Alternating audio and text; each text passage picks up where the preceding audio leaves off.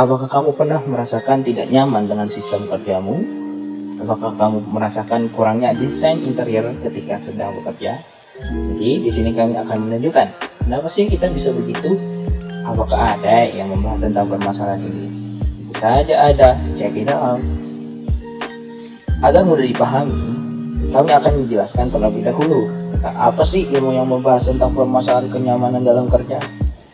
Jadi, secara simpel, ilmu yang membahas tentang kenyamanan kerja adalah ergonomi. Nah, salah satu materi dari ergonomi ini adalah antropometri. Menurut Wikipedia, antropometri adalah berasal dari bahasa Yunani, yaitu anthropos yang berarti manusia dan metris yang berarti mengukur. Dalam antropologi fisik, merujuk pada pengukuran individu manusia untuk mengetahui variasi fisik manusia. Antropometri atau biasa disebut dengan ukuran tubuh merupakan salah satu cara langsung menilai status gizi, khususnya keadaan energi dan protein tubuh seseorang. Kini, antropometri berperan penting dalam perencanaan industri, perancangan pakaian, ergonomi, dan arsitektur. Dalam bidang-bidang tersebut, data statistik tentang distribusi dimensi tubuh dari suatu populasi diperlukan untuk menghasilkan produk yang optimal. Jadi, secara simpel, antropometri ingin mengajarkan kita bagaimana cara duduk yang sesuai dengan teori ergonomi, bagaimana cara yang nyaman ketika sedang bekerja, dan itu diukur dengan yang namanya antropometri. Nah, antropometri itu dapat dibagi menjadi dua, yaitu yang pertama adalah antropometri statis atau struktural. Pengukuran manusia pada posisi diam dan linier pada permukaan tubuh itu dijadikan definisi daripada antropometri statis. Yang kedua ada antropometri dinamis atau fungsional. Yang dimaksud dengan antropometri dinamis adalah pengukuran keadaan dan ciri-ciri fisik manusia dalam keadaan bergerak atau memperhatikan gerakan-gerakan yang mungkin terjadi saat pekerja tersebut melaksanakan kegiatannya. Hal-hal yang mempengaruhi dimensi antropometri manusia adalah sebagai berikut. Yang pertama itu ada umur. Ukuran tubuh manusia akan berkembang dari saat lahir sampai sekitar 20 tahun untuk pria dan 17 tahun untuk wanita. Ada kecenderungan berkurang setelah 60 tahun. Jadi, kenapa umur ini mempengaruhi dimensi antropometri? Karena kita tahu, mungkin ada pria yang dulunya kecil, ketika beranjak umurnya, ia akan tumbuh dan tubuhnya akan berkembang. Tingginya akan naik, berat badannya akan naik. Begitu juga dengan wanita. Jadi, umur itu mempengaruhi dimensi antropometri. Lalu jenis kelamin. Umumnya, pria itu lebih besar daripada wanita karena kecenderungan pria itu lebih banyak menggunakan aktivitas di luar yang membutuhkan tenaga yang lebih ketimbang wanita. Lalu yang ketiga ada rumpun dan suku bangsa. Kita tahu sosial ekonomi dan konsumsi gizi yang diperoleh. Kondisi ekonomi dan gizi juga berpengaruh terhadap ukuran antropometri, meskipun juga bergantung pada kegiatan yang dilakukan. Umumnya, orang Indonesia itu tingginya hanya sekitar 170-an. Tapi kita tahu bahwa negeri asing, contohnya seperti Inggris, Amerika, mempunyai tubuh yang sangat tinggi. Dan itu jelas mempengaruhi dari dimensi antropometri.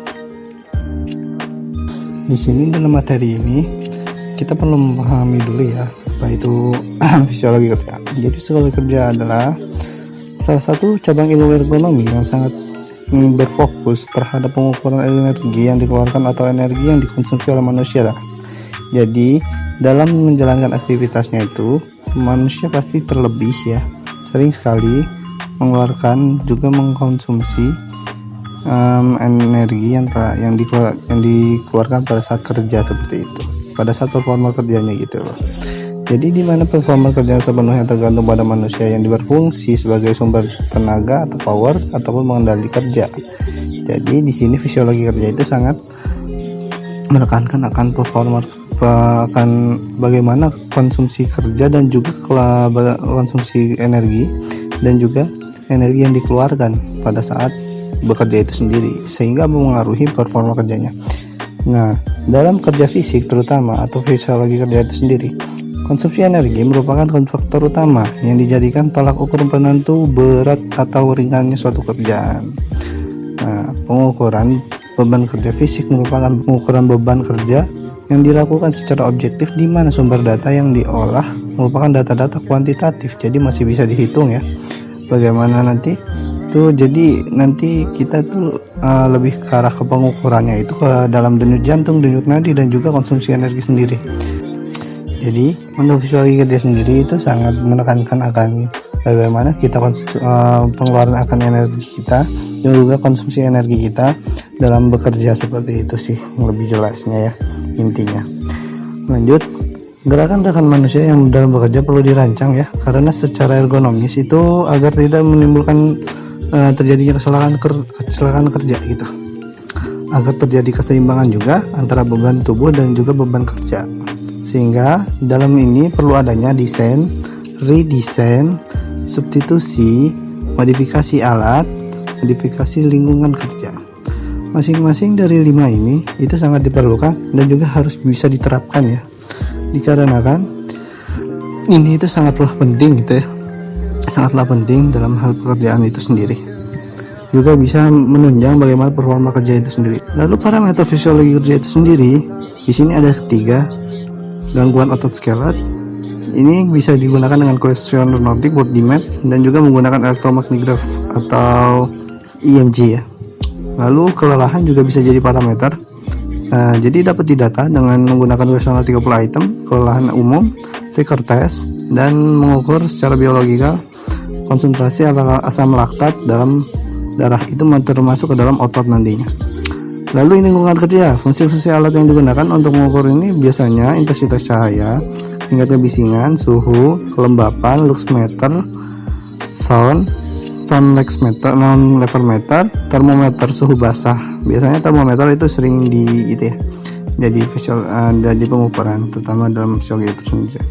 Oke, setelah dari fisiologi kerja, tentunya dalam cabang ilmu ergonomi itu sendiri kita akan mempelajari tentang biomekanika. Apa itu biomekanika?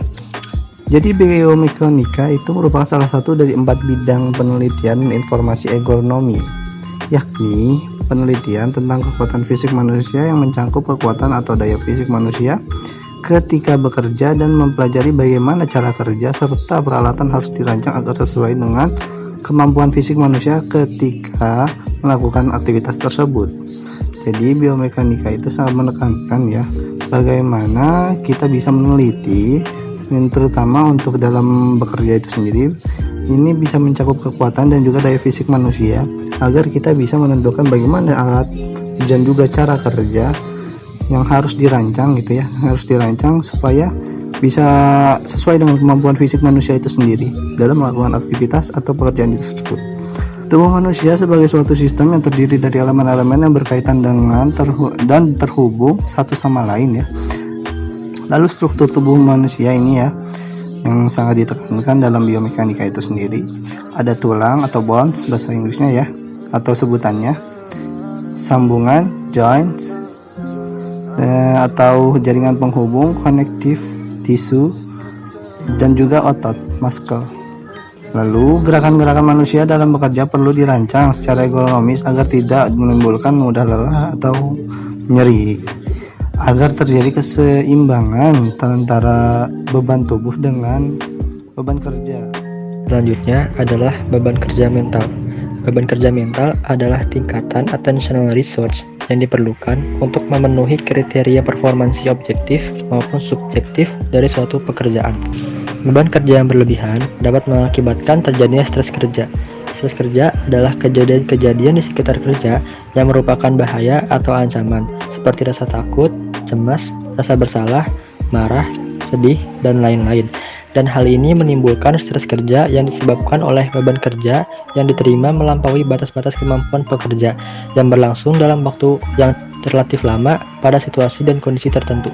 Beban kerja mental dapat disebabkan karena hal-hal sebagai berikut. Yang pertama, keharusan untuk tetap dalam kondisi kewaspadaan tinggi dalam waktu yang lama. Yang kedua, kebutuhan untuk mengambil keputusan yang melibatkan tanggung jawab besar. Yang ketiga, menurunnya konsentrasi akibat aktivitas yang monoton. Dan yang terakhir, kurangnya kontak dengan orang lain, terutama untuk tempat kerja yang terisolasi dengan orang lain. Adapun dampak beban kerja mental yang berlebihan adalah sebagai berikut. Yang pertama, hasil kerja yang tidak memuaskan. Yang kedua, sering terjadi kecelakaan kerja atau kejadian yang hampir berupa kecelakaan. Yang ketiga, pekerja sering melakukan kesalahan atau human error. Yang keempat, pekerja mengeluhkan adanya nyeri atau sakit pada leher, bahu, punggung, atau pinggang. Sekarang kita masuk pada sesi pengintegrasian konsep-konsep ergonomi yang sudah dijelaskan tadi. Coba lihat pada gambar berikut ini. Apa impresi awal kalian? Meskipun hanya sebuah ilustrasi, tetapi melihatnya saja sudah membuat kita lelah. Bayangkan bagaimana jika kita berada di posisi itu. Pastinya kita tidak akan sanggup menanggung semua beban yang ada. Lalu, bagaimana jika konsep-konsep ergonomi diterapkan dalam pekerjaan kita? Sekarang coba lihat pada gambar ini. Sangat jauh berbeda bukan? Mulai dari segi antropometri, biomekanika, sampai beban kerja mental di sini sangatlah ergonomis. Maka dari itu, penerapan konsep ergonomi sangatlah penting untuk dilakukan guna mencapai kesejahteraan pekerja.